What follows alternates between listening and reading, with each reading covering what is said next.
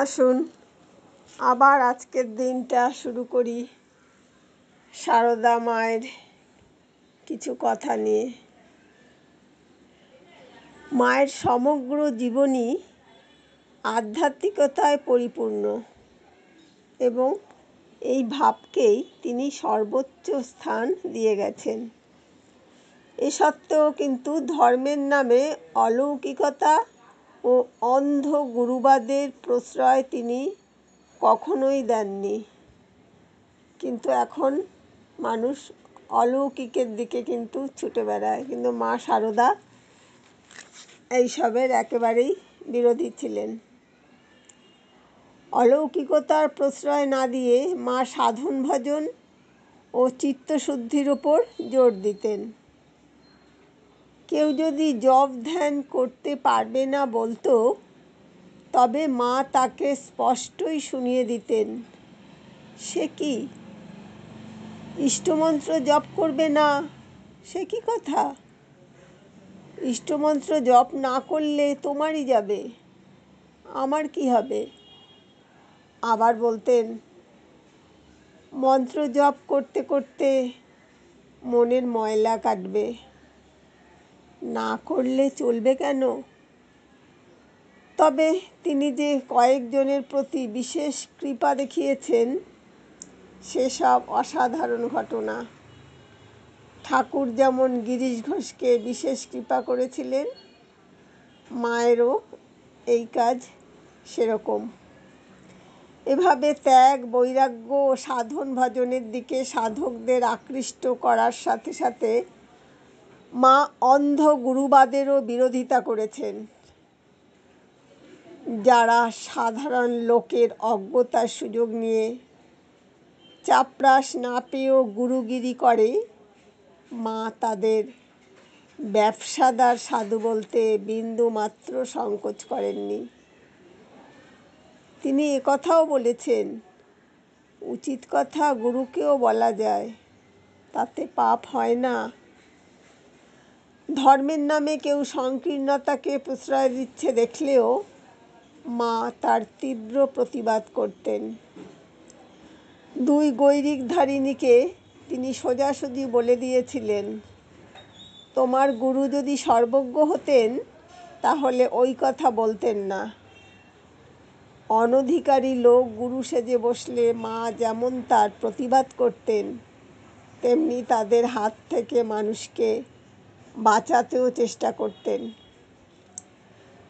মায়ের স্মৃতিচারণ করতে গিয়ে জনৈকা মহিলা লিখেছেন, শ্রী শ্রী মায়ের নিকট আমার মন্ত্র গ্রহণের কথা শুনে আমার বাড়ির গুরু আমায় শাপ দিয়েছিলেন, মাকে সে কথা লিখেছিলুম। মা চিঠিতে উত্তরে জানালেন, যে ঠাকুরের শরণাপন্ন হয় তার ব্রহ্মশাপেও কিচ্ছু হয় না, তোমার কোনো ভয় নেই। মার্কিন মহিলা অলি বুল যখন মাকে প্রশ্ন করেন, গুরুর প্রতি কী ধরনের আজ্ঞাবহতা থাকা দরকার,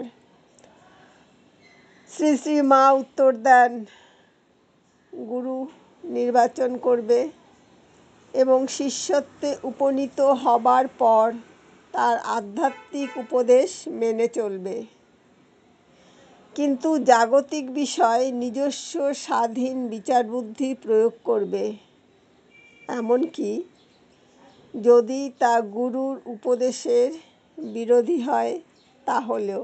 দেখুন এটা কত বড় কথা এবং ভাববার কথা। মায়ের যে চারিত্রিক বৈশিষ্ট্যগুলি আমরা এতক্ষণ আলোচনা করলাম, তা এসেছে তার যুক্তিনিষ্ঠ সংস্কার মুক্ত মনের জন্যই। জাগতিক দৃষ্টিতে দেখলে মা নিতান্তই অবলা, পাশ্চাত্য শিক্ষালাভ তার ঘটেনি, অজ পাড়াগার এক বিধবা ব্রাহ্মণী, বক্তৃতার মঞ্চ বা অসীসম লেখনী যার সহায় ছিল না। কিভাবে সারাটা জীবন সংগ্রাম করে গেছেন তুচ্ছ অত্যাচারের বিরুদ্ধে, তা চিন্তা করলে বিস্ময় অভিভূত হয়ে পড়তে হয়।